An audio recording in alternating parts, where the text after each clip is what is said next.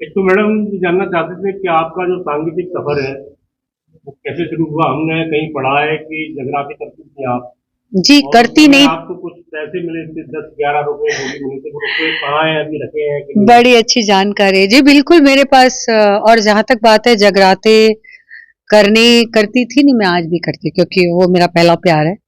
वहां मुझे सुकून मिलता है, आराम मिलता है, और वहीं से मेरा असली गाना शुरू हुआ, और इसीलिए आज भी करती हूँ।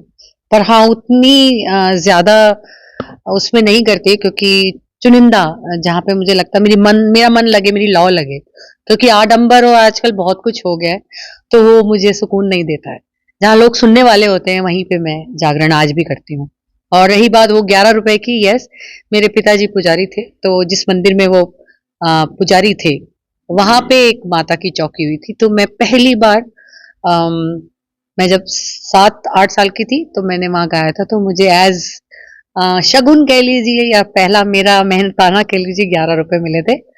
वो मेरे पास आज भी हैं, और उसके अलावा भी जितने लोगों ने मुझे बचपन से कभी भी कुछ दिया है प्यार से, तो वो सब मैं जोड़ के रखती अच्छा, तो वहाँ जगरातों से आपकी वो सांगीतिक सफर शुरू हुआ। हूँ जी।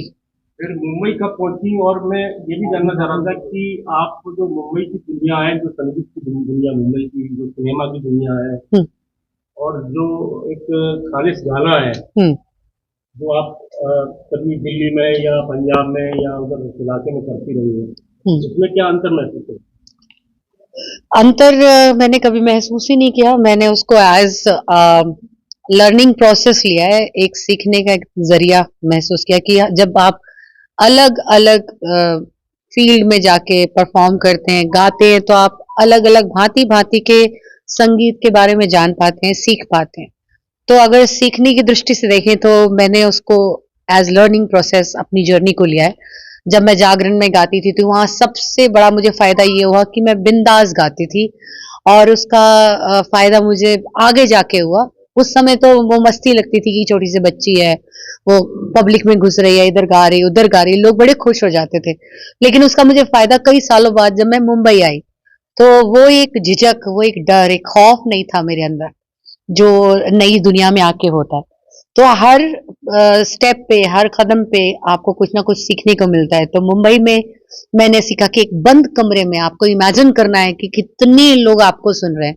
ये भी इमेजिन करना है कि फिल्म के अंदर ये एक्टर के ऊपर किस तरह से दर्शाया जाता है, या फिर उसके पीछे की स्टोरी क्या है।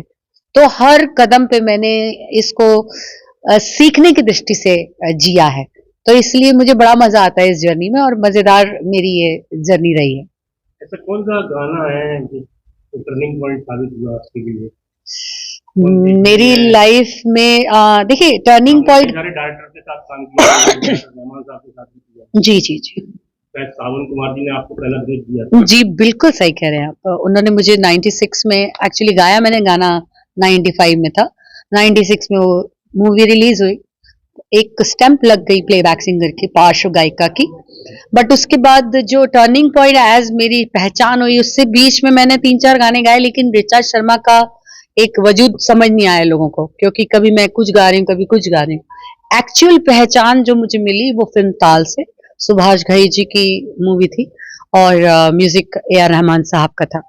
बट फिर इंसान कहते हैं ना, आगे बढ़ने के लिए कुछ और नया करना चाहता है, तो एक और टर्निंग पॉइंट आया जिसमें मैंने फिल्म कांटे से माही वे, और फिर तो हर रोज कुछ नया गाने को मुझे मिलता रहा, चाहे वो ठुमरी हो, चाहे वो सूफी हो, चाहे वो नौटंकी हो, हर तरह के गाने मुझे गाने को मिले।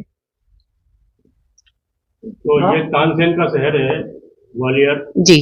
तानसेन कहते थे गवाले यार, और उससे ग्वालियर बढ़ गया, गवाले यार गवाले यार। जी जी जी। तो मेरे ख्याल से आप पहली दफा ग्वालियर आई हैं। नहीं, ग्वालियर पहली दफा तो नहीं है, बहुत साल पहले, 20 साल हो गए होंगे शायद मैं आई थी।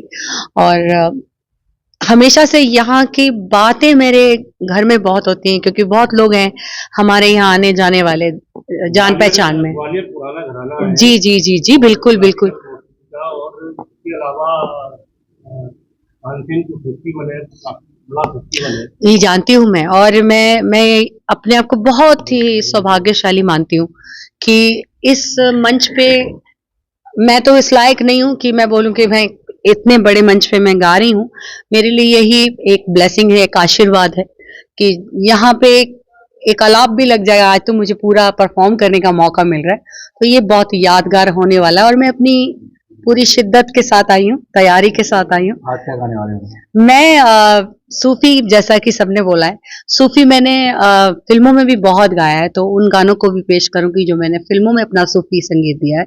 इसके अलावा और जो दूसरे सूफी हैं, कुछ मैं ठुमरियां सुनाऊंगी, एक दो ठुमरियां होंगी, एक दो जैसे गजल्स होंगी। जैसे अच्छा, मैं पहले अपनी ठुमरी जी, सुना देती हूँ, फिल्म जुबैदा में जी जी रहमान साहब के संगीत में और गुलजार साहब का लिखा हुआ है।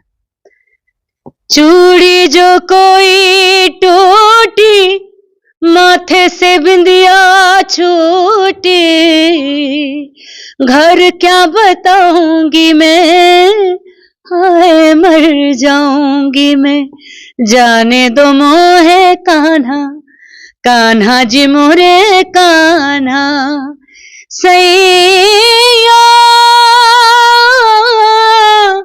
छोड़ो भैया, सैया छोड़ो मोरी भैया, सैया। धन्यवाद, मिलते हैं शाम को। जी शुक्रिया।